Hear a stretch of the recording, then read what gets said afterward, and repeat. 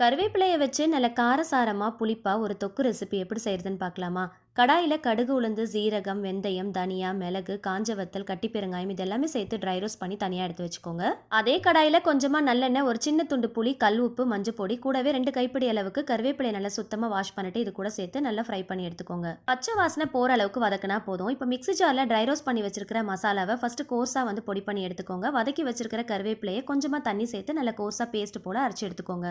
ரொம்ப நைஸா அரைச்சிடக்கூடாது. கடாயில கொஞ்சமா நல்லெண்ணெய் ஊத்தி சூடானதும் கடுகு, உளுந்து, சீரகம், வெந்தயம், காஞ்ச வத்தல் சேர்த்து பொரிய விட்டுருங்க. கை நிறைய பூண்டு, சின்ன வெங்காயம் நறுக்கிட்டு சேர்த்து நல்ல கோல்டன் ப்ரௌன் ஆகுற அளவுக்கு நல்ல சுருள வதக்கிக்கோங்க. அரைச்சு வச்சிருக்கிற கருவேப்பிலையை சேர்த்துட்டு மிக்ஸி ஜார்ல கொஞ்சமா தண்ணி ஊத்தி அலசிட்டு சேர்த்துக்கோங்க. கைவிடாம சிம் ஃபிளேம்ல வச்சு கலந்துட்டே இருக்கணும். எண்ணெய் பிரிஞ்சு வரும்போது கருவேப்பிலை கொத்து சேர்த்து நல்லா கைவிடாம கலந்துட்டே இருக்கணும். கடாயில கொஞ்சம் கூட ஒட்டாம நல்ல எண்ணெய் பிரிஞ்சு தொக்கு கன்சிஸ்டன்சிக்கு வந்ததும் ஸ்டவ் ஆஃப் பண்ணிடுங்க. சூடான சாதத்துல சுட்ட அப்பளத்தோட சர்வ் பண்ணுங்க. மறக்காம ரெசிபியை சேவ் பண்ணிட்டு ட்ரை பண்ணி பாருங்க.